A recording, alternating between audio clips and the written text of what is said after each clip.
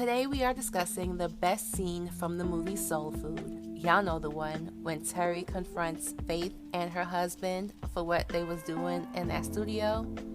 And if you hear a new voice, that is our best friend Kalesha, who joined us on this episode and on our full Soul Food movie review, which will be dropping later. Stay tuned. Best scene in the movie. Why do you think it's important that this conversation is happening in the kitchen? Important conversations always happen in the kitchen. We've seen that in most of the time they're together is in the kitchen at their mama's house. I think that there's been a lot of discussion about how Terry is the actual victim in this movie. Notice how everyone is standing. Mm-hmm. She's near the sink.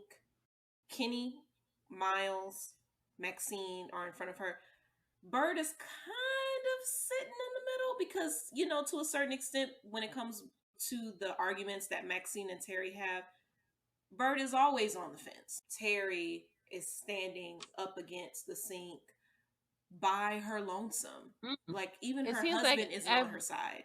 Yeah, everyone's fighting against her. She's not in her home. She's not in her mother's home. She's not on her home turf. True. Maxine says, listen, we need to talk about mother's bills, her hospital bills. Y'all know her insurance ain't gonna cover everything. So I think that we should, Terry and Miles should pay for it and we just pay them back in installments. No, bad idea. Miles never offers an objection. Nope. Even though it's his money too. Do you think Miles wants to help? Miles don't say much. He lets Terry lead, and he's done that so much. So it's like, kind of let my mama answer for me. Well, do you think he just lets her be the bad guy? He lets her be everything. It was later when Terry says, you know, she's thinking about selling the house because she's the only one paying the taxes and insurance on the house. Even Kenny is like, no, don't do that. Bird and Maxine are like, no. Miles got his mouth shut. Like, his part of the money ain't going to them taxes and insurance either. She wants to put Uncle Pete in a home. She just sounds so cold. But she does say, we can put him in a home like we all have been talking about. So this isn't coming out of nowhere for Terry. I think that Terry is making the hard decisions because at the end of the day, it's her money that's taking care of all of this.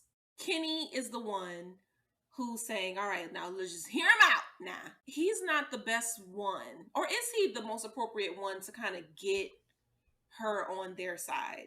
No, because that's her ex-boyfriend that her sister is now married to. So no, Kenny, shut up. I think he's probably true, but if we go past it, you know, as an adult now, middle-aged adults as they come across, he's the only, honestly, viable husband out of the group right now that at least has a voice box. Oh. Not trying to be bad about Miles, but Miles shuts down. He's probably been around the longest. That's why he feels like he can speak up. Because he's been around the longest. They know him. Miles is husband number 2. Remember that. Like, he is husband number 2. So, you know, so he's coming into this before Lim, he was probably the newcomer. Yeah, and like I didn't think about that because Kenny clearly, even though the whole debacle between Maxine and Terry, Kenny been coming to the house as a kid. Why the knife? It's not just because it was convenient. Hold on. Okay. Ashley, yes. You missed the important part. What? You have to say the line. I left family in my house, and you know what? The family F my husband. That's right. Faith F my husband. Did I do right? No. But go ahead, Nicole.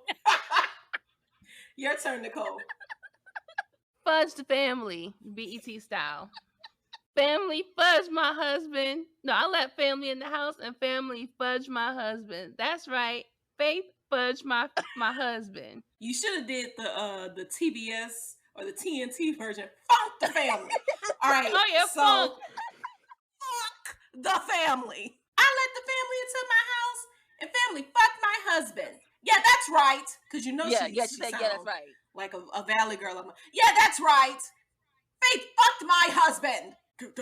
Come on now. That's how he was fucking Faith. He was fucking Faith like, oh, come on. You notice after when they was done, the look on his face, it was like He seemed like confused, like he didn't know what just happened. What did I Like do? a dumb idiot. Pulling up his khakis. Like, how you cheating khakis? Get all your stuff out of the house and go get a hotel and leave me alone forever. Go call Casey and JoJo and them niggas from After 7 and go sleep in the studio. And Faith, you need to go. And Faith, you know you out. Bitch, why y'all there? Why y'all Faith going down the Soul Train line, shaking her ass? Nigga, we all family. Who you shaking your ass for? This is things that confuse me. And you ain't staying at my mama's house either, Faith. You need to go find an extended stay. And we're not giving you a dime of cash. Find a way. Greyhound, $24. Find a way. How your ass got down here? How you got down here? You was trying to cheat that guitar player, and he didn't want to help you for your fucking audition. Your dance audition, because you was probably cheating his ass. That's why I believe everything that man said. Fuck you. Yeah, nigga. you out of here, Faith. And you gonna come to this house at the motherfucking 11-year anniversary, bitch, and shaking your ass? Got your midriff showing? You hoe? Get the fuck up out of here. And I'm pro hoe, but you gotta be a good hoe. Fuck you, Faith. Why do y'all think she chose a knife? Because she could have took one of them cast irons above that sink and get the swing. It was just it was probably the first thing on the counter. She wasn't even thinking about it. It is the perfect revenge. Y'all done stabbed me in the back so many motherfucking times. Good point. And it's the knife that's cutting that big ass, look like a 8-layer cake. Mm-hmm. Oh, but shit ain't sweet. So everybody back the fuck up. Maxine run out of the kitchen. Poor Ahmad should not be seeing all this violence. Ahmad was in everybody's business, but that's another story. Ahmad done seen Lim's gun. Done almost walked in on Faith fucking the family. Okay. Unfortunately, had to see everything that goes down with his grandmother. He's the one that witnesses the turn. Yeah. You know what I'm saying?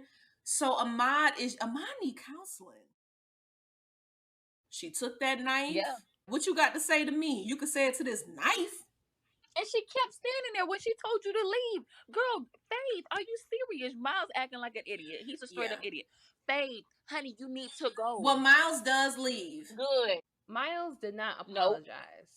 I watched this thing a couple times. He did not. He just said, Terry. But do Kenny apologize? Do Kenny apologize? Kenny, what he do? For what? For cheating on her with Max. This is years. No, but you know. No.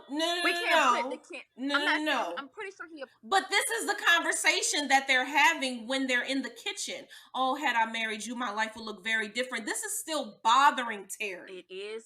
Do Lim apologize for slamming Bird up against the wall like he doing the cell block tango? None of the men apologize. Okay. But Faith does apologize. That's a good point. She does. Maybe that's why she gets to stay. And she is their cousin.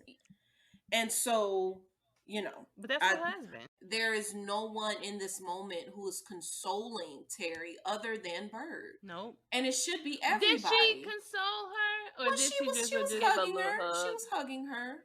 Terry fell into Bird. And Bird was just like, oh, well, I guess we're hugging now. I feel like it's not like Bird went up to her and gave her a hug. I think Bird went up to... From my perspective, it seemed like Bird went up to her.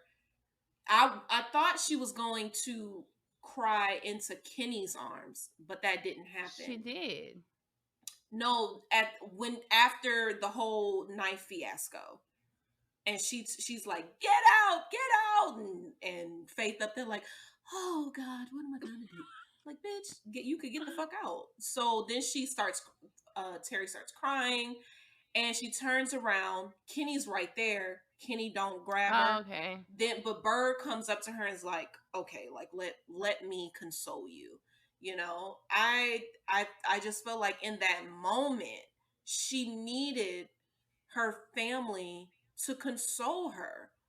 You know, peep to the end of the movie when they all at the kitchen table and Bird, old trifling ass, gonna say, ain't nobody asked you to bail him out. You worry about everybody else's relationship. You need to be worried about Miles fucking her. And then Faith gets up to leave and Maxine is like, no, don't go. She's always running away. No, let that bitch leave. Like y'all are in that moment. Maxine is worried about consoling Faith. Like, no, stay here and be with the family, but you're not worried about your fucking sister. And it's the second time family done fucked her nigga. I think in that moment, though, I really do feel like Maxine in that scene was really like, she was crying for her. I think, I'm crying, but that doesn't necessarily mean that I'm like, oh my God, come to me. Like, I literally am just looking at the situation like, I'm just like, this is crazy. It looked like Maxine, I don't know the script, how it was written, but in my mind, I feel like Maxine, like on the script, probably said, look bewildered, like, look, you know what I mean? Because she was just like, oh my God, like, God, and I think Bird is like coming from like, oh, I'm gonna console you, but sometimes you can't console someone because you feeling sad for that person too. No, that I disagree, and I'm gonna have Terry sue you. What Maxine was thinking about was, dang, I did that shit. She didn't 11 years ago. Shit, goddamn, hope she don't remember that. It is not like that. I hope that it's like, gosh, dang. We how long we gonna sit on it, Terry? You can romanticize it forever, but what is it gonna do? We done thought about it. It makes it seem like they're fighting sisters. They're very headstrong. They done fought, cried, apologized. Fought, cried, apologized. How long we gonna do it? How long we gonna do it? You want me to divorce them? You get with them then. Go ahead and marry him then. Okay. That's so silly. I will. Thank you. I just want for them to have these outbursts in private at some point. Lim dancing on that hooker at the wedding in front of everybody. They getting into it at the hospital, in the public hospital. And then they getting into it at the house, but they ain't everybody there. Y'all can't just go wait on inside. Boiling over. It's bubbling up. They can't wait.